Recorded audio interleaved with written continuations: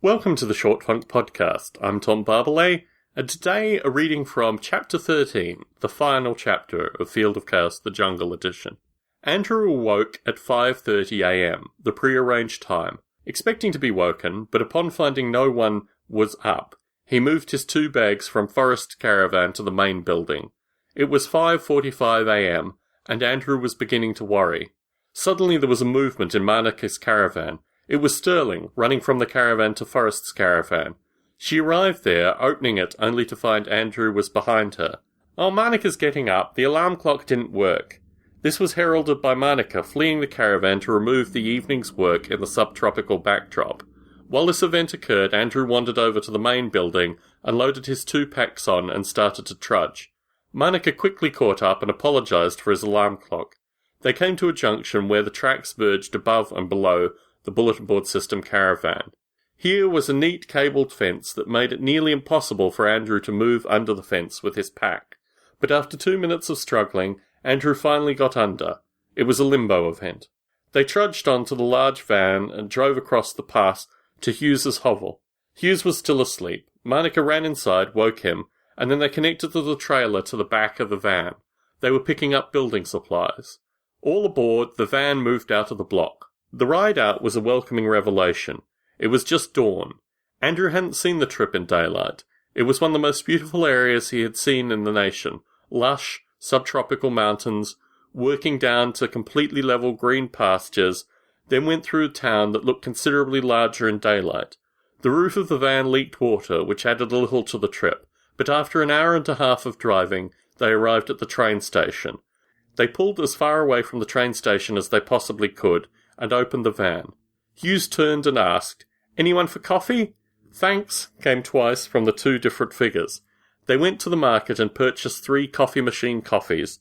Then they moved back to the safety of the van, where Andrew's companions rolled sativa cigarettes. Andrew wandered over to the driver's side, where Hughes was sitting with the door open.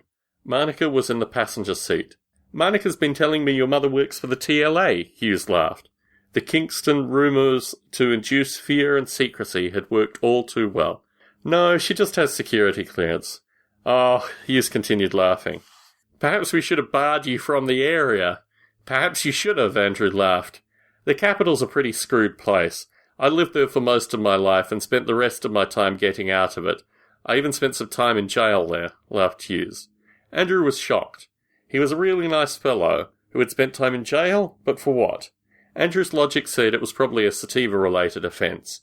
It induced a sense of sadness that these people who had created their own utopia that was tangential from the system's perceived utopia, and by creating this utopia they made themselves inherently weak to prosecution by the system. To them, enjoyment was to be with loving people around them, smoking sativa and spending time in forested areas.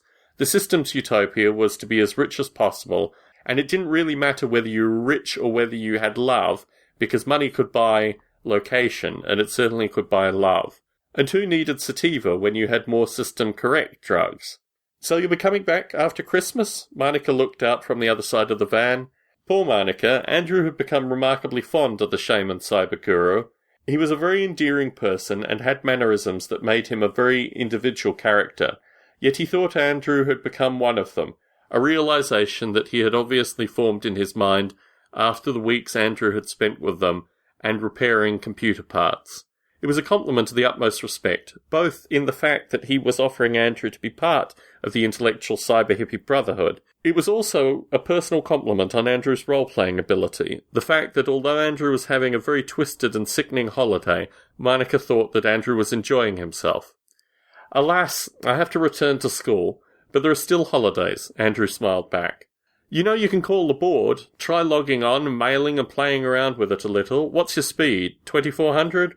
It'll probably be 14k. "Oh, 14k. Monica paused and then smiled. "Well, we'll leave you here." "Not a problem. See you around." And with this, Andrew had his last connection with the jungle, apart from the fact that he hadn't washed for a full 16 days, and that he hadn't washed his hair in 4 days. Andrew looked like a jungle dweller. He had become one of them in physical appearance. The train arrived an hour late. Andrew left and headed for urban reality. He arrived in the metropolis with a slight cold and extremely malnourished. Andrew had lost a sixth of his body weight. Shelter came in the form of a family friend's house. The realization was that in less than a month, Kingston would make his way to the capital with guns. Andrew feared that eternal fear that somewhere someone was touching someone they loved. Andrew wasn't. So concludes the reading of Field of Chaos, the jungle section. If you'd like this reading, there's an entire other section associated with Field of Chaos, and I've been relatively selective in picking these sections that I've read from Field of Chaos, the Jungle Edition.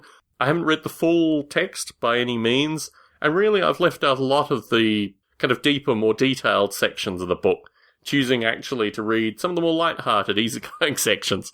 Anyway, I'm Tom Barbalet in San Jose, signing out.